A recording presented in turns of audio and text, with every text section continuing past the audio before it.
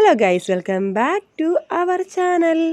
അപ്പോൾ ഞാനും നാട്ടിലിരുന്നു എന്തിനാണ് വന്നിരിക്കുന്നത് വെച്ചാൽ, ഇതിപ്പോൾ 2 ദിവസമായിട്ട് എടുത്തു വെച്ച വീഡിയോ ആണ് കേട്ടോ. അപ്പോൾ ഒരുപാട് പേര് ചോദിക്കുന്നുണ്ടായിരുന്നു.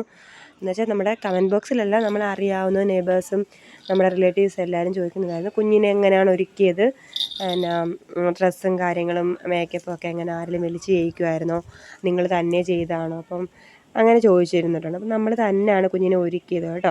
അപ്പോൾ നമ്മൾ ദാനുട്ടൻ്റെ ഹനുമാൻ റീക്രിയേറ്റ് ചെയ്യാൻ പോവാണ്.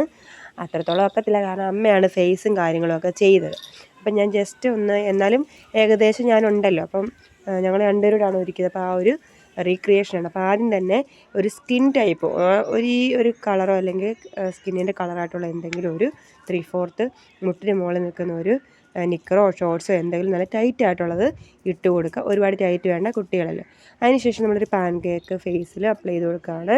കുട്ടികളല്ല, അതില്ലെങ്കിലും പ്രശ്നമില്ല. എങ്കിലും നമ്മൾ ഈ ഒരു വേഷങ്ങളൊക്കെ ചെയ്യുമ്പം കഴിവതും ബ്രാൻഡഡ് സാധനങ്ങൾ യൂസ് ചെയ്യുക, കാരണം കുട്ടികളല്ലേ.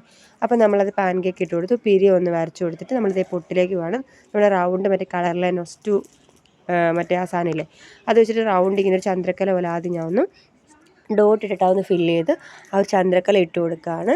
ഇനി അതിൻ്റെ സെൻറ്ററിൽ നമ്മുടെ ഒരു ഓറഞ്ച് എന്ന് പറഞ്ഞാൽ ഒരു എന്താ പറയുക, ഒരു നമ്മുടെ ഒരു ആ ഓറഞ്ച് എങ്ങനെയാണ് പറയാമെന്ന് എനിക്കറിയില്ല. അതിനകത്ത് തന്നെ ഒരു 2 ഓറഞ്ച് ഉണ്ട്. അതിൽ ഇച്ചിരി ലൈറ്റ് ആയിട്ടുള്ളൊരു ഓറഞ്ച് ഉണ്ട്. അത് സെൻറ്ററിലൂടെ ഇങ്ങനെ കൊടുത്തിട്ട് ഈ ഒരു വെള്ള വരയുടെ അറ്റത്തൊരു വീതി കൂട്ടി കൊടുക്കും കേട്ടോ. കാരണം നമ്മൾ ഹിന്ദി സീരിയലൊക്കെ ഹനുമാൻ്റെ പൊട്ടിന് അങ്ങനെയാണ് കണ്ടിരിക്കുന്നത്. ഇനി നമ്മൾ വാലിട്ട് കണ്ണൊന്ന് എഴുതി കൊടുക്കുകയാണ് കേട്ടോ, മോൾ വശം. അതിനുശേഷം അതിൻ്റെ ഇടയ്ക്ക് വരുന്ന കുറച്ചപ്പോൾ എനിക്ക് അവിടെ ചൊറിയുന്നു ഇവിടെ ചൊറിയുന്നു, ഇതൊക്കെ തന്നെ ആയിരുന്നു കളി. അവിടെ വെച്ചു പിന്നെ ഇങ്ങനെ ഇരുന്ന് തരും, കുറച്ച് ടൈം എടുക്കുമെങ്കിലും ആളൊന്ന് ഇരുന്ന് തരും കേട്ടോ. അപ്പോൾ കണ്ണൊന്ന് പടത്തി അപ്പോൾ ഞാൻ പൗഡർ ഇട്ട് കൊടുത്തു. നമ്മൾ പിള്ളേരല്ല, അപ്പോൾ എഴുതുന്നതനുസരിച്ച് പെട്ടെന്ന് പൗഡർ ഇട്ടില്ലെങ്കിൽ അവരത് പടത്തിക്കളയും. ഇനി നമുക്ക് 2 കണ്ണ് ഞാനങ്ങനെ വരച്ച് നല്ല അത്യാവശ്യം രീതിയിൽ വാലിട്ട് വരച്ച് കൊടുക്കുന്നുണ്ട്. ഇനി മുകളിലേക്ക് നോക്കാൻ പറ്റും, എവിടെ നോക്കാൻ എത്ര നേരം പറഞ്ഞിട്ടാണ് മുകളിലോട്ട് നോക്കുന്നത്. അതും ഞാൻ അപ്പം പൗഡർ ഇട്ട് കൊടുക്കുന്നുണ്ട് കേട്ടോ. അതിനുശേഷം അതും അപ്പം പൗഡർ ഇട്ട് കൊടുത്ത് നമ്മുടെ ഫേസ് ലുക്ക് ഏകദേശം ക്ലിയർ ആയിട്ടുണ്ട്. കൃതാവ് ഞാനിവിടെ വരയ്ക്കുന്നില്ല കേട്ടോ, എല്ലാം കൂടെ വരച്ച് വെച്ചിട്ട് കുഞ്ഞിനൊരു ഇറിറ്റേഷൻ.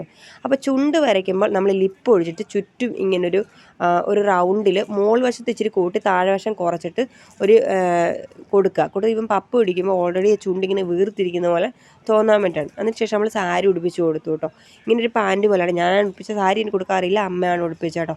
ജസ്റ്റ് ഞാനൊരു വീഡിയോയ്ക്ക് വേണ്ടിയിട്ട് ജസ്റ്റ് ഒന്ന് ചെയ്തു. ഇനി നമ്മൾ ആ വാല് വെച്ച് കൊടുക്കുകയാണ് കേട്ടോ.